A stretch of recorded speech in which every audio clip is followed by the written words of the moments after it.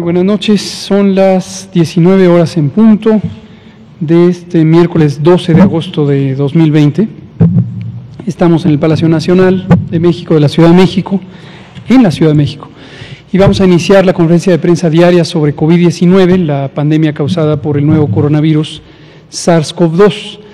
Hoy vamos a dedicar la conferencia a dos elementos fundamentales: el informe técnico nacional que presentará el doctor José Luis Salomía, y vamos a aprovechar para hacer una recapitulación o recuento o reconstrucción de lo que ha ocurrido en la epidemia en términos de la respuesta.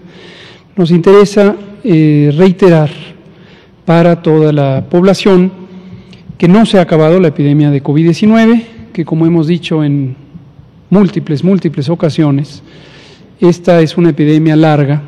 Lo planteamos así desde febrero, cuando empezó la preparación y la respuesta, y el escenario es que en México durará al menos hasta octubre, y en octubre, como hemos dicho, irremediablemente vamos a tener la temporada de influenza 2020-2021. Influenza es una enfermedad causada por otro virus, un virus que se llama así, influenza, pero que tiene una presentación en las personas, una enfermedad semejante a COVID-19, puede causar en la mayoría una enfermedad leve, como un catarro intenso, y en un porcentaje más o menos parecido al que ocurre en las personas con COVID-19, puede causar una neumonía, una inflamación grave de los pulmones, e incluso puede también desafortunadamente causar la muerte, sobre todo en las mismas condiciones en las que lo produce COVID-19.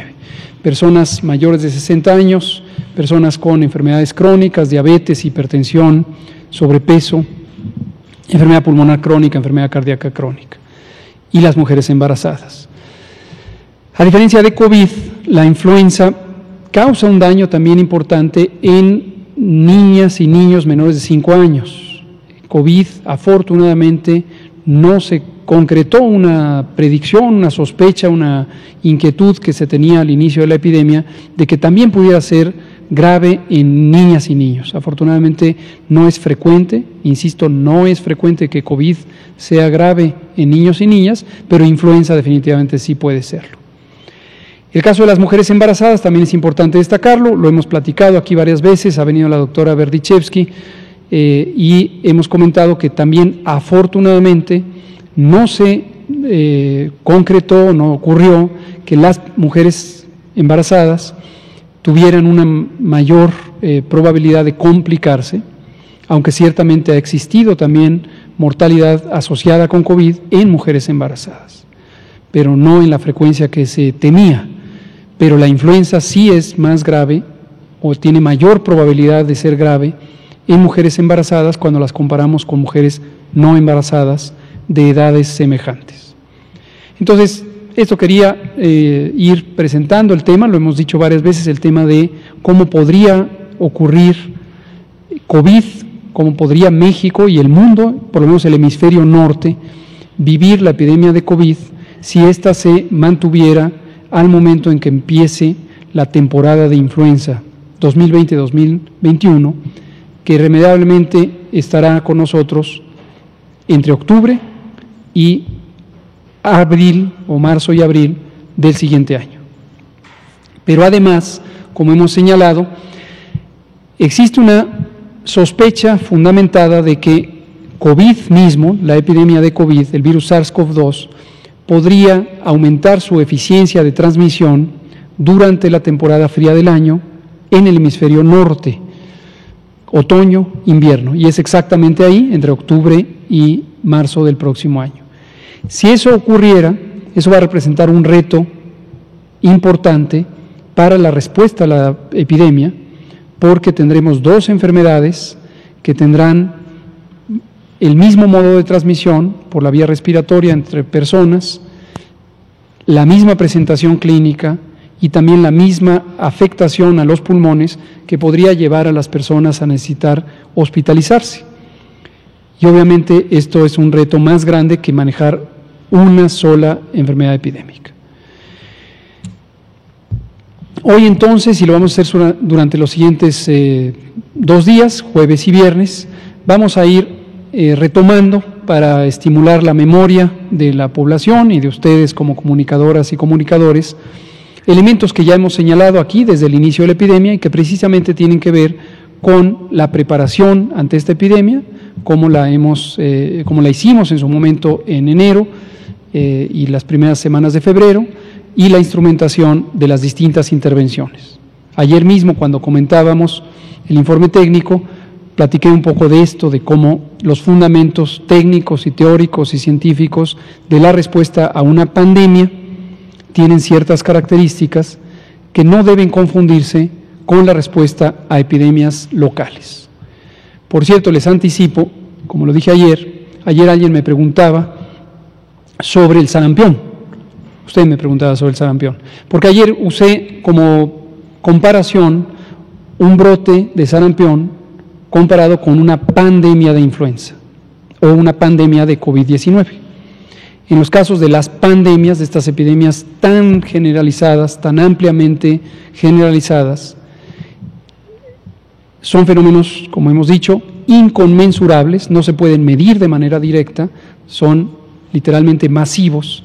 En este caso afectan a toda la humanidad, la epidemia de COVID afecta a toda la humanidad, y los métodos tanto de vigilancia como de control son diferentes que los métodos que se usan para otras enfermedades infecciosas de interés epidémico que producen brotes localizados.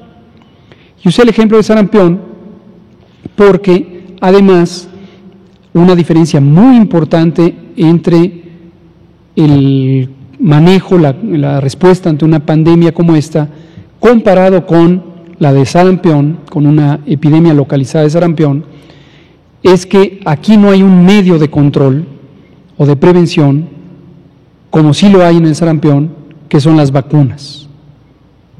Todavía no existen vacunas para el COVID, en cambio sí existen vacunas para el sarampión. De hecho, es una vacuna que es muy efectiva. Y al final de la conferencia además hablábamos de que, contrario a lo que se ha intentado desprestigiar a la vacuna contra el sarampión, es una vacuna segura. Entonces, no hoy, no mañana ni el viernes, pero quizá en la próxima semana, vamos a traer también información sobre el brote de sarampión que México vivió al inicio. Precisamente empezó el mismo día que la pandemia de COVID en México, el 27 de febrero. Al mismo tiempo empezaron los dos brotes. Y vamos a ver ahí las diferencias de las estrategias, tácticas, intervenciones de prevención, de control, y va a quedar más claro, vamos a presentar incluso la comparación de las curvas epidémicas, va a quedar más claro por qué sí en sarampión aspira uno a hacer una contención centrada en personas y centrada en territorios, que permita un control más inmediato. ¿Y por qué en el caso de una pandemia eso no es un objetivo que se pretenda manejar para un control inmediato?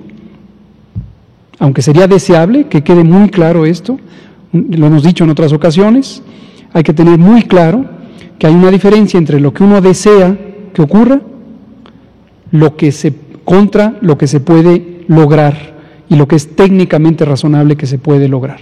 Son dos historias separadas. De manera natural, y yo diría legítima, algunos segmentos de la población que no se han compenetrado con esta perspectiva, insisten con base en una aspiración que es legítima. Todos quisiéramos que no hubiera epidemia, que no hubiera casos, que no hubiera personas enfermas, que no hubiera muertes, por supuesto. Pero es muy importante desde el punto de vista técnico tener claridad de que una cosa es lo que uno desea, lo que uno aspira que ocurra, y otra cosa es lo que es razonable científicamente lograr. Entonces, eso es lo que vamos a estar trabajando.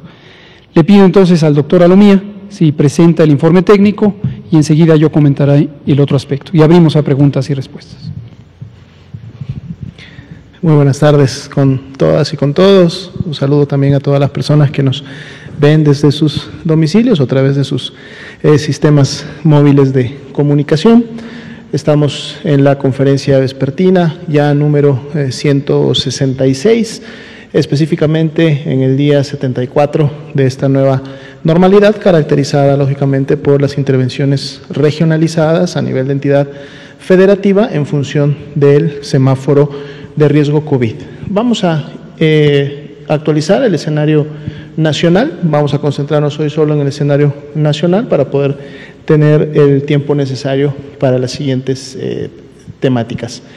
1.127.115 son ya las personas que han sido estudiadas en México, se han clasificado como casos sospechosos de la enfermedad y son precisamente las columnas que vemos representadas en cada una de las semanas epidemiológicas. En función de la totalidad de la columna, independientemente de los colores que ésta tiene, podemos ver que continuamos con una reducción en la semana 31, ya habíamos tenido una reducción previa en la semana 30, digamos fue una reducción todavía menor, sin embargo en la semana 31 tenemos ya una reducción importante, lo cual nos da ya 2 semanas de reducción, además de haber estado otras 2 semanas previas en prácticamente una meseta, una estabilidad en la parte superior de la curva y que estamos viendo cómo ha estado progresando en estos últimos días. Ya en relación a cómo están compuestas las barras, las columnas, son 3 colores que están identificando a las personas que ya dieron una prueba confirmatoria positiva, es decir, se identificó la presencia de virus SARS-CoV-2 en su muestra, por lo tanto son los casos confirmados de COVID-19 y estamos prácticamente acercándonos ya al 500,000 de casos confirmados para México, pero asimismo también son ya más de 500,000, 542,000 las personas que también han dado negativo a la prueba, es decir, presentaban signos, síntomas respiratorios, sin embargo la prueba salió en este caso negativa, no había presencia de virus SARS-CoV-2 al momento de la toma de la muestra y están representadas también en las barras de color morado. Vean el porcentaje de positividad que está representado en la línea de color naranja. También el porcentaje de positividad es congruente con la disminución de la totalidad de casos que tenemos en las últimas semanas. Prácticamente estuvimos por un 53-54% en las semanas 27-28 y este porcentaje de positividad se ha ido reduciendo a caer por debajo del 50%, está actualmente en un 47% para la semana 31 y entonces esto también es indicativo que cada vez menos personas son identificadas con la presencia de virus SARS-CoV-2.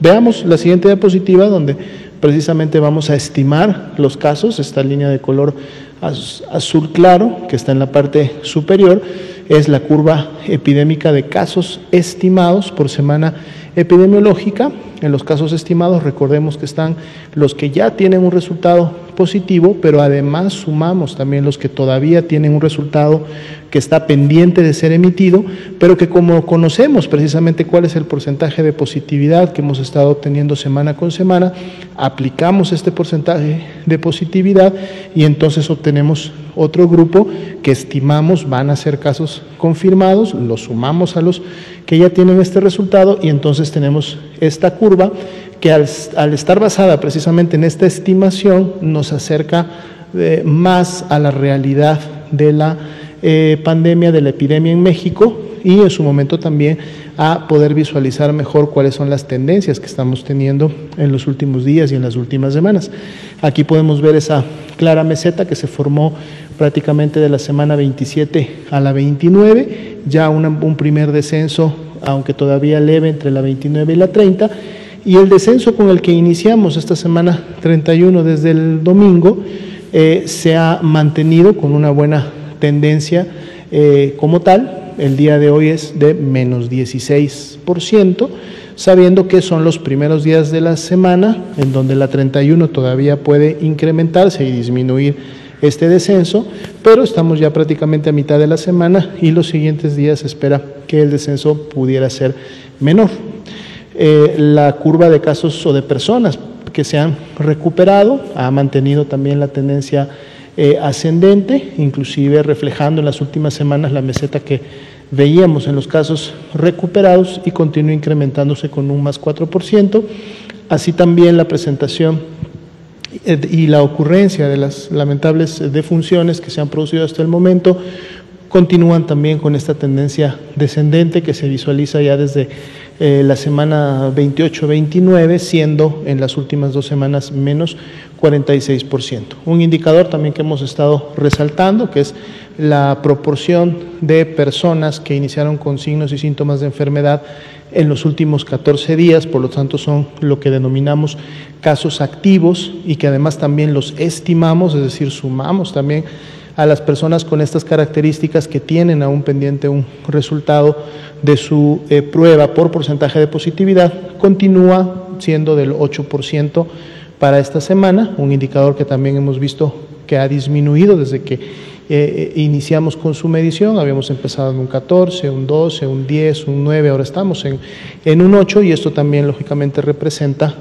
la disminución en las últimas semanas de la transmisión y la epidemia, recordando que esta es la sumatoria nacional y que estamos viendo ya esta disminución porque una gran mayoría de las entidades federativas ya tienen, muchas de ellas, 1 semana de reducción, 2 semanas de reducción y hasta 3 semanas de reducción en función de sus ACMEs, de sus picos. Algunas entidades, pocas ya, menos prácticamente del 5%, todavía están en una fase, digamos, ascendente o acaban de llegar al pico y lógicamente esto genera un balance en nuestra curva nacional. Veamos la ocupación y disponibilidad hospitalaria. Aquí tenemos las de camas general, solamente se incrementa un punto porcentual al corte que veíamos el día de ayer y ha estado más o menos variando alrededor del 40-43% en las últimas semanas, hoy es del 41%, lo cual deja 18.685 camas disponibles de estas características. Vemos, por ejemplo, ya para el día de hoy que tanto Nuevo León como Nayarit en este indicador alcanzan ya el nivel de seguridad, que es tener al menos 30% o más de disponibilidad de estas camas. Habían estado, si recuerdan, las últimas semanas superando este nivel de seguridad. Entonces esto es bueno porque quiere decir que por un lado el balance que se da entre las personas graves que requieren estas camas o la velocidad con que se están reconvirtiendo las mismas o expandiendo para siempre tener disponibilidad está lógicamente ya surtiendo el efecto esperado. Veamos la siguiente diapositiva donde vamos a ver específicamente las camas con ventilador. 35% es la ocupación nacional. Esto es una disminución de un punto porcentual en relación al día de ayer. Prácticamente todo el último mes este indicador ha estado muy estable y ha presentado una disponibilidad importante. Todas las entidades tienen 30% o más de disponibilidad.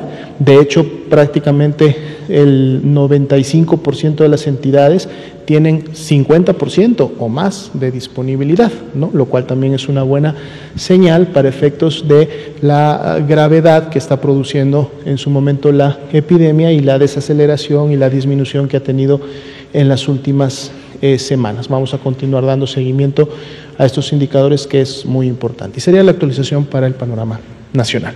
Muchas gracias. Gracias, doctora Lomía.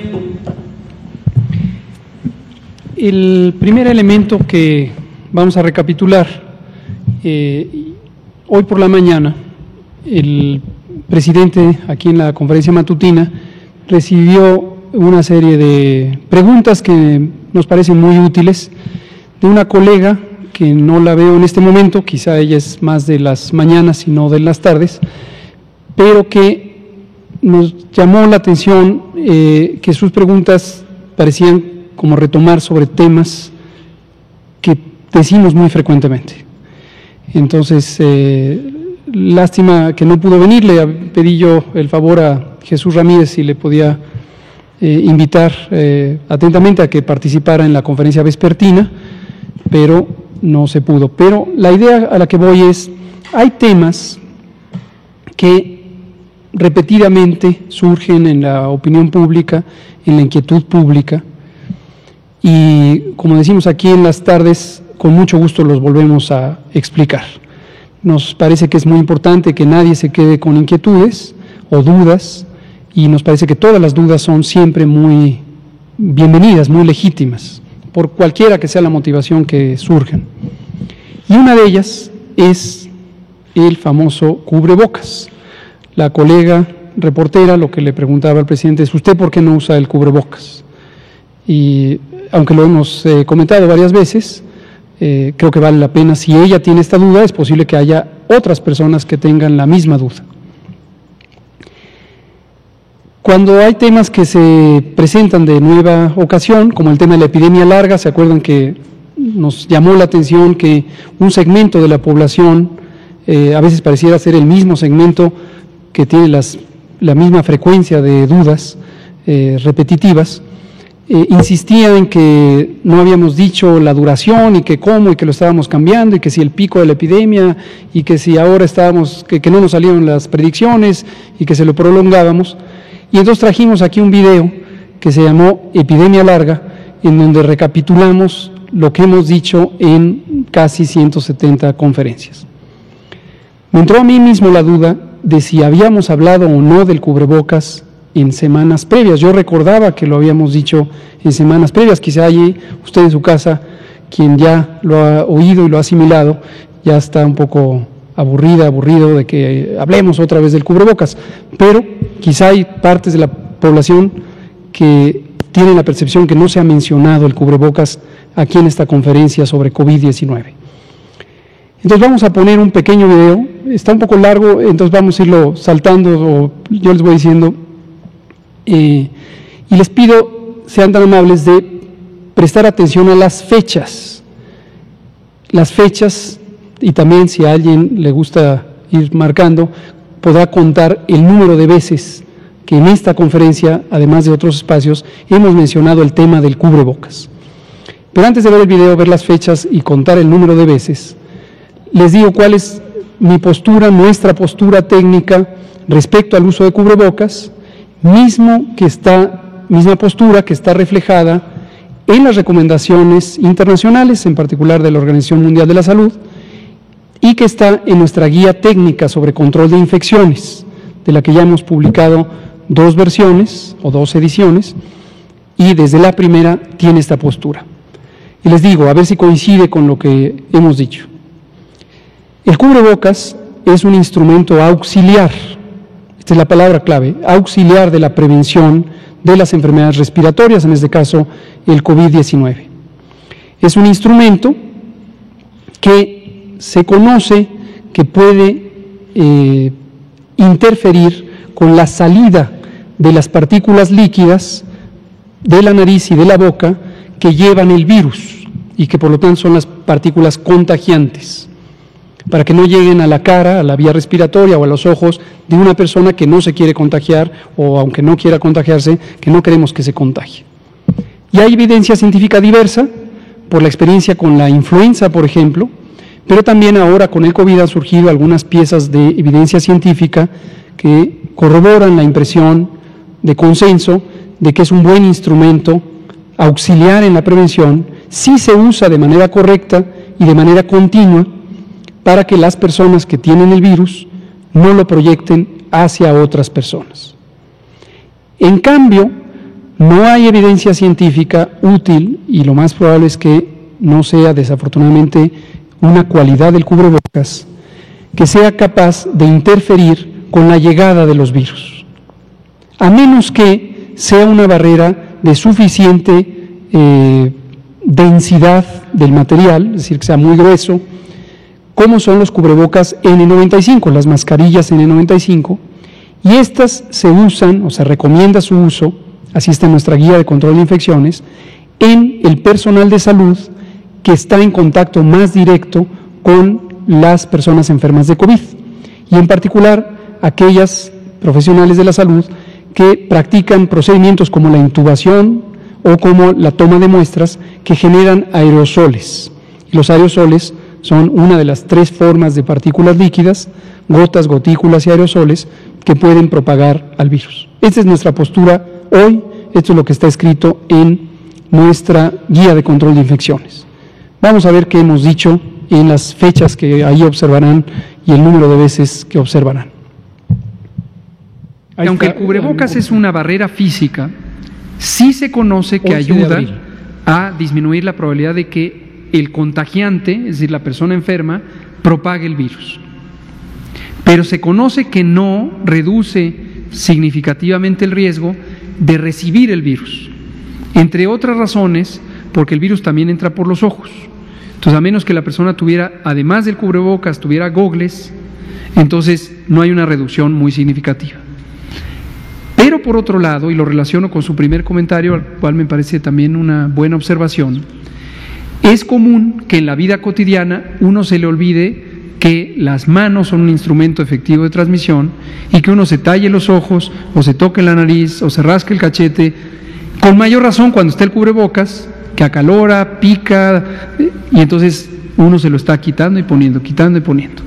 Por esa razón es que no hemos hecho una recomendación enfática en pro del cubrebocas de uso comunitario, pero tampoco estamos en contra.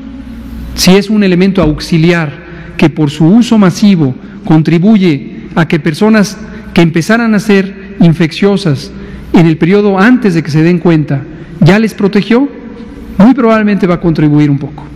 Sobre el tema de las mascadas, los cubrebocas y cualquier otro mecanismo, también hay mascarillas, he visto a mucha gente con mascarillas transparentes. Nos parece un auxiliar útil en la prevención. Hemos dicho en varias ocasiones que el mecanismo de prevención es de que las personas que tengan COVID están excretando, están liberando virus a través de la vía respiratoria, en las gotas de saliva, en los aerosoles respiratorios, y si estos quedan atrapados en un medio físico, como pueden ser estas mascarillas, estos elementos de tela, pues es mejor. La eficiencia de cada tipo de tela, de cada producto, desde luego es variable, pero ayuda. Ahora, también hemos dicho que no es un mecanismo que debe llevarnos a sentirnos protegidos y protegidas si no tenemos la enfermedad y pensamos que por el hecho de tener cubierta con una porción de tela la cara, específicamente la nariz y la boca, ya estamos protegidos, porque no es el caso. Los cubrebocas, que son este dispositivo, veo que ya la mayoría de ustedes lo utiliza, es un dispositivo que tiene un efecto mecánico de retención de las partículas líquidas que provienen de las secreciones de la nariz, de la boca, de la faringe, y que hemos comentado aquí repetidamente son el vehículo, el medio por el que se transmiten no solamente el virus SARS-CoV-2, sino muchos agentes infecciosos, virus y también bacterias que causan enfermedades respiratorias. Hemos dicho también que existe una parte sustancial de evidencia sobre la utilidad de los cubrebocas como un mecanismo de protección a los demás, a partir de una persona que tiene la infección, en este caso COVID, que no la transmita a los demás, en la medida en que tiene un elemento de retención, de bloqueo mecánico, y entonces disminuye la probabilidad de que las partículas infectantes, que son estas partículas líquidas con virus, se propaguen hacia los ojos, nariz o boca del vecino. Y hay razonable evidencia para mostrar que si las personas infectantes, que son las personas infectadas en un periodo de su enfermedad, usaran cubrebocas, disminuirían la probabilidad de transmitir la enfermedad a las otras personas. Lo que es menos claro, y la evidencia todavía es inconclusa, es que las personas que no están enfermas, si utilizaran un cubrebocas, si eso resultaría en una protección para ellas mismas. Y en general, los distintos elementos de evidencia sugieren que no. Las razones las hemos comentado, tienen que ver, entre otras, con el hecho de que los virus respiratorios, o al menos pero muchos otros, se transmiten también por los ojos. Si las partículas infectantes caen sobre la conjuntiva, que es la membrana que recubre el espacio anterior de los ojos, ahí se pueden poner estas partículas de virus y ahí se contagian. Entonces, aunque uno tenga cubierto nariz y boca, si tiene descubiertos los ojos, también se puede transmitir por ahí. Y la otra razón también considerada es que una persona que no está entrenada en el uso de cubrebocas, como lo están las personas de los equipos quirúrgicos y otros equipos médicos, llega un momento en que se cansa del cubrebocas. Cuando una cirujana está en el acto quirúrgico, por largo que éste sea, en promedio dura 3 horas, vamos a decir, 4, 5, 6, a veces hay cirugías muy, muy largas, sabe que no se debe tocar la cara, porque si se toca la cara, en primera contamina los guantes y con los guantes contamina el espacio quirúrgico, entonces sabe que no se debe tocar la cara. Pero cualquier persona en el espacio de la vida diaria se cansará, le va a dar calor, le va a irritar, le va a dar comezón y de manera inconsciente o consciente se va a tocar la cara para acomodarse el cubrebocas, para ponérselo de gargantilla, para quitárselo unas horas, para ponerse a comer. Y en ese momento ya no hay un efecto que podría ser útil y ya no lo es por estas razones. E incluso el tocarse la cara, posiblemente con unas manos que han sido contaminadas por otra persona que se estornudó en las mismas, le llevaría los virus a la vía respiratoria. Como lo he dicho en innumerables ocasiones, yo no soy enemigo de los cubrebocas como se me ha querido ver, lo único que digo es una medida auxiliar, complementaria. Su efectividad en el uso ya real en comunidad no está totalmente demostrado como un mecanismo de gran utilidad, aunque es potencialmente útil. Hace un par de días me pronuncié nuevamente respecto a los cubrebocas y hay gente que se sigue inquietando de por qué. A veces digo que sí, a veces no. A los cubrebocas es un tema difícil de comprender y lo trataré de resumir de esta manera. El uso indiscriminado de cubrebocas, es decir, todo mundo póngase a usar cubrebocas, no existe una demostración sólida, consistente, de que pueda servir como una medida principal de salud pública, como una medida auxiliar podría servir, pero básicamente lo que hace que no sea tan efectivo es el uso inconsistente. El que ya lo he dicho muchas veces, el que se lo pone, pero a los 20 minutos se cansa, se acalora, le pica y entonces se toca la cara, lo cual es un mecanismo efectivo de transmisión, o lo trae de gargantilla, o se lo quita, etcétera, o lo comparte, o lo deja en la mesa y ya lo tocó alguien más. Entonces hay muchas razones por las que el uso generalizado no es muy confiable como mecanismo principal. Quien quiera ponérselo, que se lo ponga. Nomás cuide, como afortunadamente es el caso de los que están aquí, de usarlo consistentemente. Ahora, sí estamos considerando que el cubrebocas en el transporte puede ser una medida de mayor utilidad. Que quede claro, tampoco hay evidencia científica rigurosa que lo sugiera o que haya demostrado su efectividad. Pero en la medida en que el transporte es un espacio natural de confinamiento, queremos tener un mecanismo adicional de reducir la transmisión por la barrera. Entonces son los 3 que hasta el momento están considerados. Y lo sé por 2 razones, una lo que ya expliqué extensamente, para ir posicionando el uso de este dispositivo como un elemento auxiliar de la prevención, particularmente en espacios cerrados, una vez que concluye la Jornada Nacional de Sana Distancia.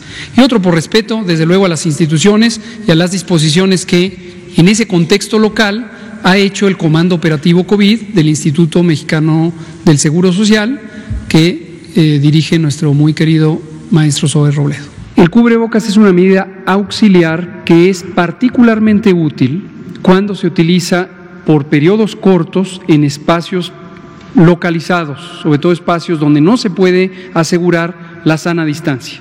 El transporte, los salones de clase son lugares muy ilustrativos de donde se obtiene el mayor beneficio del uso de cubrebocas. Y aclarando además que existe evidencia científica de que el cubrebocas es una barrera para quien tiene el virus y no queremos que lo propague, es donde resulta particularmente importante. La evidencia científica no es clara de que sea un mecanismo como las barreras de protección. Y cuando se usa de manera generalizada a lo largo de todo un día, en una gran diversidad de modalidades de uso, es probable que no logre todo el impacto que posiblemente algunos han señalado. No hay evidencia científica al respecto, pero regreso, para situaciones muy concretas por periodos cortos donde hay poca posibilidad de garantizar la sana distancia, bienvenido el cubrebocas.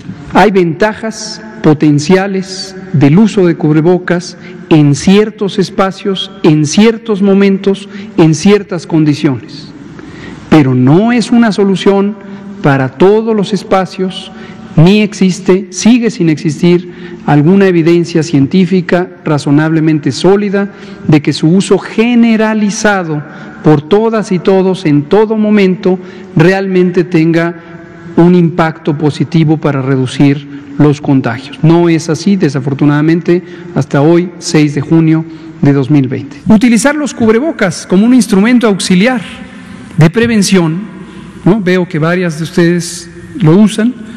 Utilizar el cubrebocas, ¿verdad?, como un instrumento auxiliar de la prevención, particularmente en espacios cerrados, como un mecanismo para que la persona que tiene los virus no los proyecte.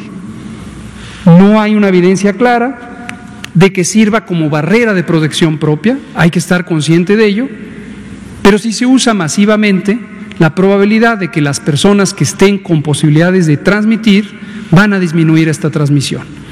¿En dónde es importante? En los espacios cerrados, donde no hay posibilidad de mantener la sana distancia. El metro, el autobús, transporte público en general, ahí es donde es más útil. Que quede claro, esto es sí y solo sí, como lo hemos dicho, mantenemos las medidas de sana distancia, el lavado de manos, el uso de cubrebocas en los espacios públicos cerrados, en donde puede ser una medida auxiliar muy valiosa, no salir a la calle si se tienen síntomas, etcétera, etcétera. En concreto, la recomendación que damos, la repetimos nuevamente, es el cubrebocas es un auxiliar, es un complemento, junto con la sana distancia, lavarse las manos, quedarse en casa si tienen síntomas, proteger el estornudo. Por ejemplo, no por tener cubrebocas puede usar las manos para proteger el estornudo, o no usar nada. Con cubrebocas, ¡achú!, protejo mi estornudo. Y por eso la recomendación es usarlo en los espacios cerrados donde no puedo hacer eso. El transporte público, salones muy pequeños, etcétera. Así como está el presidente hace un ratito, como estamos en este foro de las mañaneras o las sesiones vespertinas, la contribución que pudiéramos hacer a los contagios es significativamente pequeña. Usen su cubrebocas, es una medida auxiliar, que complementa al lavado de manos, agua y jabón, preferentemente al alcohol gel, complementa la sana distancia, que es importantísima, complementa la protección del estornudo con el ángulo del codo, complementa quedarse en casa cuando se está con síntomas. Y estas medidas, en conjunto con el cubrebocas, como lo señaló en repetidas ocasiones la Organización Mundial de la Salud, pueden ayudar a lograr disminuir la transmisión. Entonces, no hay oposición alguna al cubrebocas. El Gobierno de México, como lo anuncié esta misma mañana, recomienda el uso del cubrebocas. Pero hemos dejado también muy en claro, y aquí cuando viene esta otra explicación es donde algunas personas se inquietan, que no lo vamos a hacer una medida obligatoria desde el Gobierno de México. Eso no quiere decir que no lo recomendemos.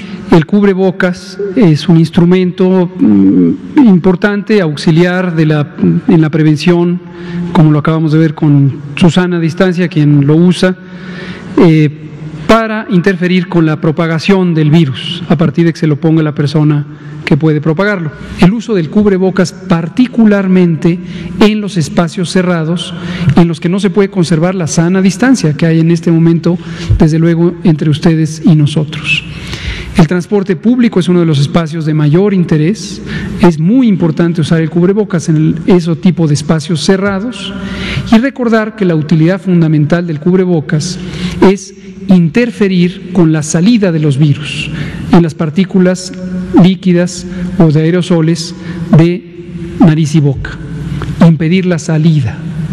No así el proteger la llegada, ¿Por qué lo decimos una y otra vez? A pesar de que hay personas que dicen, ya no expliquen tanto, solo digan, úselo. Lo decimos, úselo. Pero es muy importante ser claros y que no se sobreestime el poder protector del cubrebocas. ¿Por qué razón? Porque si no lo dijéramos, estamos invitando a una sobreconfianza en la capacidad protectora del cubrebocas. El cubrebocas tiene una muy limitada capacidad de protección sobre la llegada del virus. Usar cubrebocas para prevenir COVID no sustituye la medida más importante, que es tú quédate en casa. Esto es muy, muy importante. Usar cubrebocas puede ayudar, puede disminuir la transmisión de la infección, sobre todo de las personas que tienen los síntomas, hacia otros. En ningún momento el gobierno de México, o en particular la Secretaría de Salud, ha dicho que no se deba usar cubrebocas. No lo rechazamos. Si existen gobiernos estatales que han propuesto el uso de cubrebocas, está bien. Lo único importante es que no se tome como una medida principal para el control de la epidemia de COVID. Si usted quiere usar cubrebocas, utilícelo. Solo tenga mucha conciencia que el cubrebocas debe ser usado correctamente, cubriendo nariz y boca todo el tiempo, y que eso no le disminuye el riesgo de contagiarse si usted no se lava las manos continuamente, usted sale al espacio público a convivir con otros, o usted está en demasiada cercanía física con alguien que tenga la enfermedad. El cubrebocas puede ayudar, úselo si quiere, pero no es una medida que garantice que usted no se vaya a contagiar. Usa tu cubrebocas, se llama este video. Usa tu cubrebocas y el subtítulo es una buena medida auxiliar de la prevención de infecciones respiratorias. Entonces tratamos este tema, como dije al inicio, porque queremos recapitular sobre las ideas que hemos estado diciendo desde el inicio.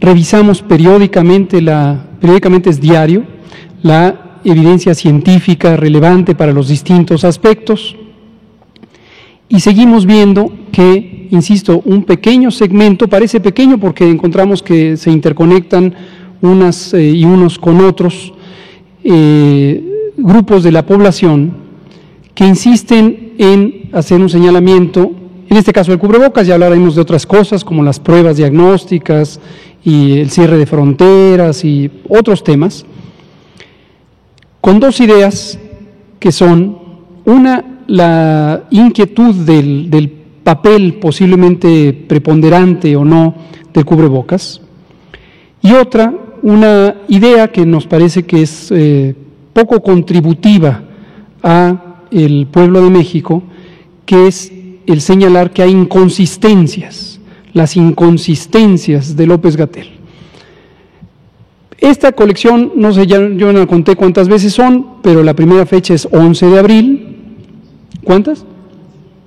15 o 16. 16, más el video, ¿no? Final, que ese lo publicamos en Twitter. La idea es la misma, la que acabo de expresar, es la que está escrita en los documentos técnicos, y es el cubrebocas es una medida auxiliar. Ya no voy a explicar para qué sirve, pero sirva solo recordar que es útil para interferir con la salida, pero no con la llegada. No sustituye el tener otras medidas que sí son principales en conjunto utilizadas, el lavado de manos, proteger el estornudo, la sana distancia es indispensable. Quedarse en casa si se tienen síntomas, etcétera. En esta semana, no sé exactamente qué día, el Congreso del Estado de Colima, Estado libre y soberano, su Congreso estatal va a discutir una iniciativa de ley para establecer el uso obligatorio del cubrebocas. Y en la propuesta, la iniciativa, se considera la sanción con más de 40,000 pesos de multa a aquella ciudadana o ciudadano que no porte su cubrebocas. Esta mañana la periodista, la reportera que comentamos, le preguntaba al presidente que por qué no hacíamos obligatorio el uso de cubrebocas. Y el presidente públicamente me encargó la misión de volverlo a explicar. Y con mucho gusto lo vuelvo a explicar.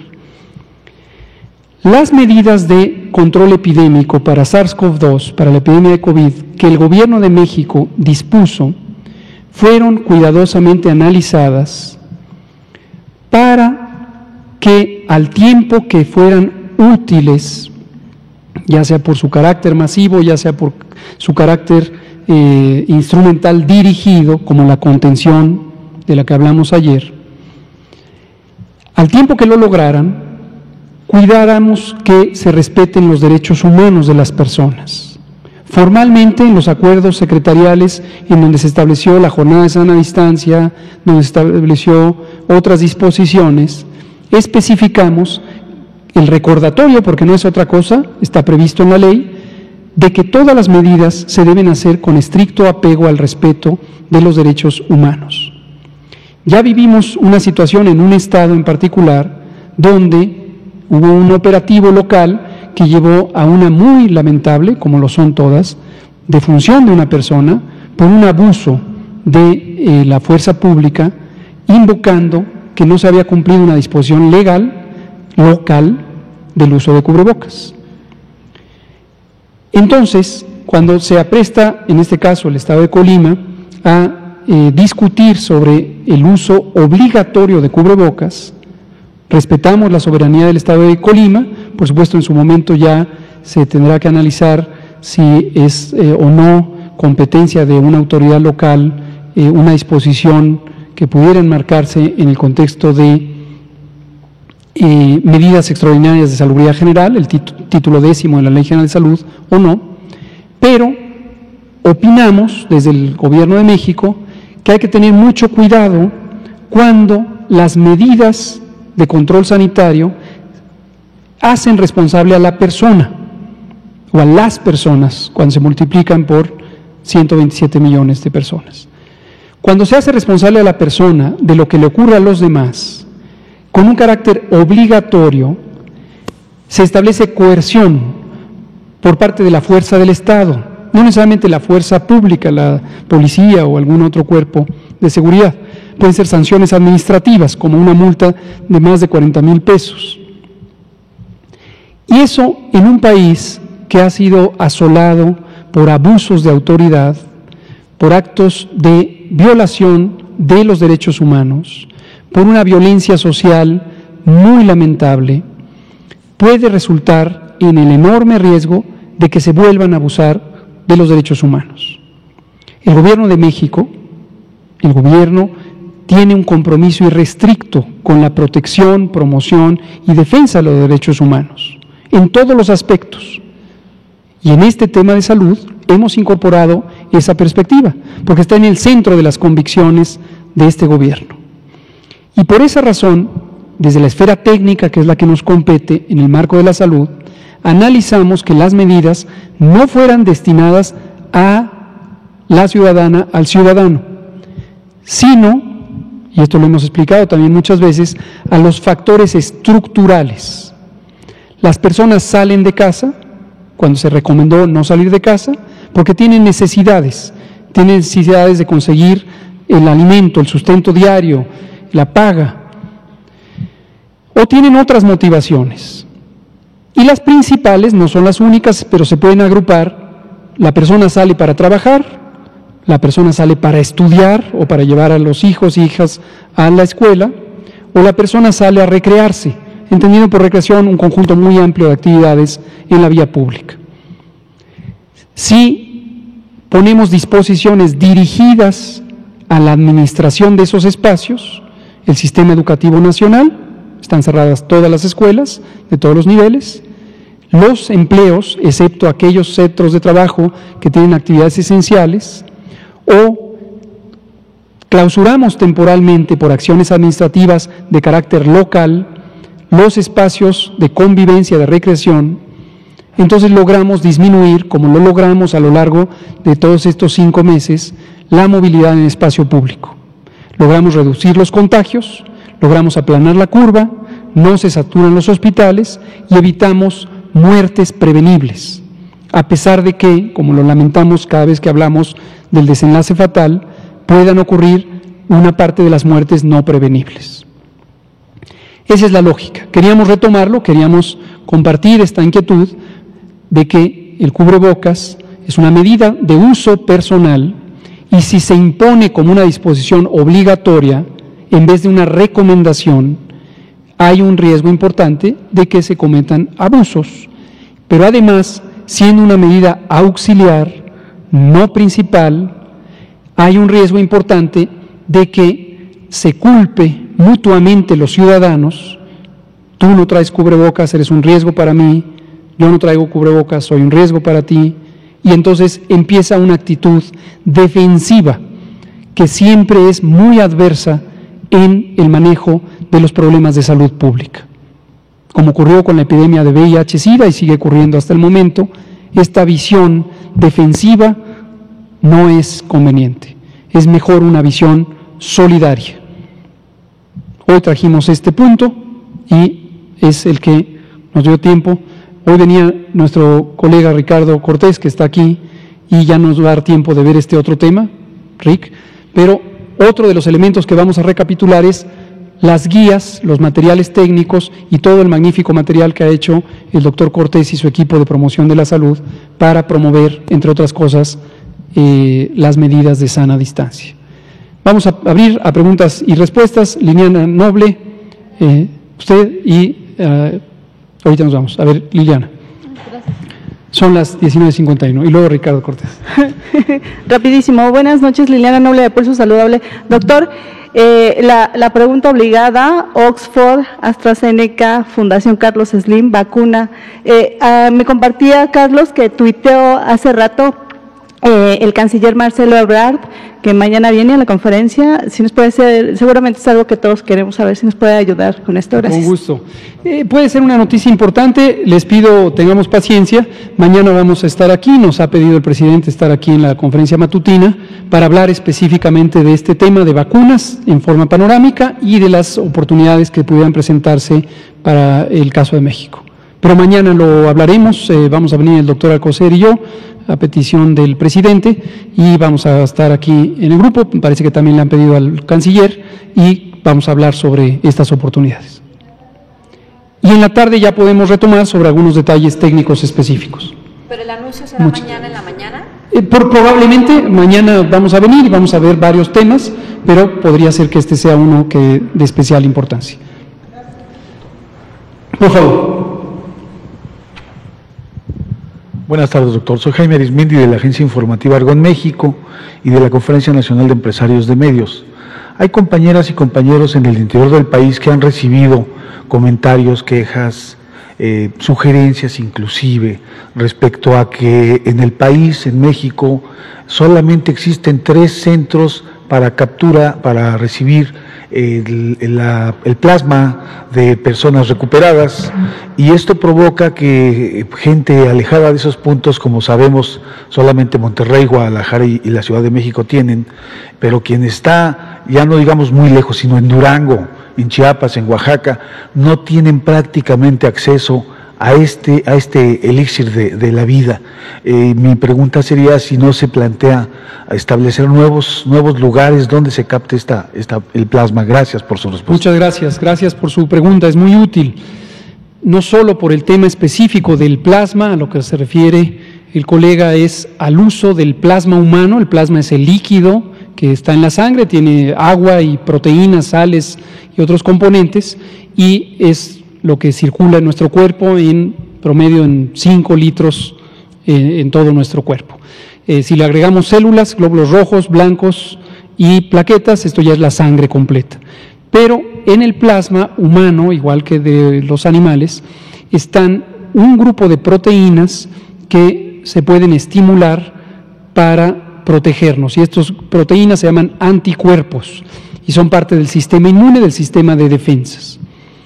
Se conoce por experiencias de otras infecciones que cuando una persona se infecta de una enfermedad infecciosa y esa enfermedad infecciosa provoca una respuesta inmune, una respuesta de defensas, las células especializadas, que son un subtipo de los glóbulos blancos, pueden producir cierta cantidad de estos anticuerpos.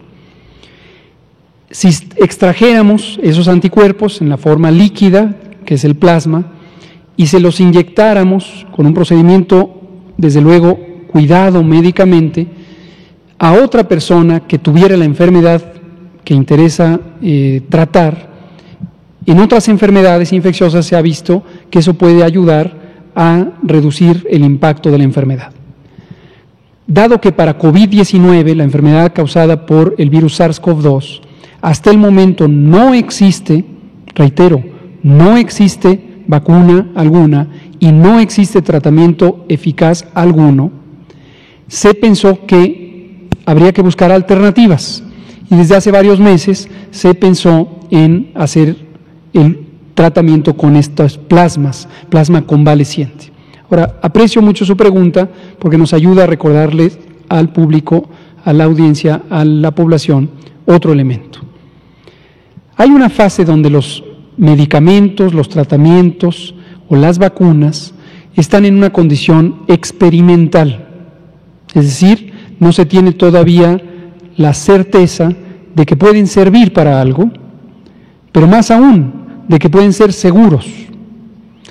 Esa fase no se puede quitar, es indispensable por razones de seguridad de las personas, bioseguridad, que se cumplan rigurosamente etapas de investigación que han sido definidas a lo largo de mucho tiempo. Por cierto, han sido definidas a partir de experiencias desastrosas en la historia de la humanidad. Y estas experiencias desastrosas incluyen abusos a poblaciones vulnerables, y hay eventos terroríficos en la historia en donde se han hecho tratamientos obligados a personas vulnerables, prisioneras y prisioneros, personas, minorías raciales y étnicas, etc. Y a lo largo de la historia se ha aprendido que la ética, los estándares del comportamiento social, permiten proteger a las personas. Y hay estándares de la ética científica, de la ética médica, de la ética en salud. Y son estas etapas que hay que cumplir. Los garantes de estas etapas son, por un lado, los estados nacionales y sus gobiernos, y hay instituciones específicamente dedicadas a la protección de las personas, de los sujetos humanos, en los que pudiera administrarse algún tratamiento o quienes pudieran ser candidatos voluntarios, siempre voluntarios, a participar en estudios de investigación clínica. El plasma humano no es todavía, hasta hoy que es 12 de agosto de 2020, no es un tratamiento regular, ordinario, no es práctica común, no es un estándar de tratamiento, no lo es el plasma humano. Por eso es que solo hay 3 centros en términos de ciudades en donde, después de cumplir con una serie de requisitos de calidad, de inocuidad, de competencia técnica, se les ha autorizado conducir investigación clínica muy controlada para determinar si es cierto o es falso que el uso del plasma humano pudiera ayudar a disminuir el impacto de la enfermedad COVID-19 en las personas que la padecen, ya sea reduciendo el tiempo de hospitalización, reduciendo la probabilidad de que se compliquen, reduciendo la probabilidad de que se mueran. Entonces, el plasma humano, hoy es 12 de agosto de 2020, no es en ninguna parte del mundo, pero definitivamente no es en México, un tratamiento estándar, un tratamiento ordinario. Y es importante también, con esto termino porque nos queda un minuto, que tengamos presente que cuando un tratamiento todavía no ha sido aceptado como un tratamiento ordinario, por más deseo que tenemos de tenerlo y de tener una solución para tratar a las personas que están enfermas, las que ya se murieron, pues es una pena, no había un tratamiento cuando tuvieron la enfermedad. Las que están ahorita enfermas y las que vienen y se enfermarán, quisiéramos ya tener un tratamiento, pero no podemos quemar etapas, no podemos saltarnos etapas, porque hay un riesgo de que causemos daño más que beneficio. Hay un precepto general de la medicina que nos viene desde el siglo IV a.C. en la Grecia antigua, que es un principio de primero no dañar. El doctor Simón Cava lo explicó hace algunas semanas en un domingo, y presentamos la lista completa de los medicamentos en este caso incluido el plasma, que no es un medicamento, pero es un posible tratamiento, que no son tratamiento estándar. Ahí está también el Remdesivir, ese es un producto patentado de laboratorios Gilead, no tiene registro sanitario en México para su uso en COVID. El Tolicizumab es un producto patentado de laboratorios Roche, no tiene un registro sanitario para su uso en COVID y otros muchos. Y la razón es que no se ha demostrado que sean eficaces o que sean seguros para su uso en COVID. Entonces, cuidado con eso, lo decía con énfasis el doctor Cava, si alguien lo está recetando, está generando injustamente una expectativa en una población vulnerable, que son las personas enfermas y su familia, que quisieran tener una solución ya. Y peor aún, hay personas que influyen en la opinión pública, que empiezan a hacer acusaciones sin fundamento de que el gobierno quisiera resistirse a que haya tratamientos. Falso. Es una responsabilidad del Gobierno de México cuidar la integridad y la vida de las personas, y solamente cuando se cumplen los estándares éticos y, por supuesto, legales de la investigación clínica, entonces se procede a dar registros sanitarios para indicaciones específicas a los distintos productos. Muchas gracias. Son las 20:01 y nos vemos mañana. Gracias.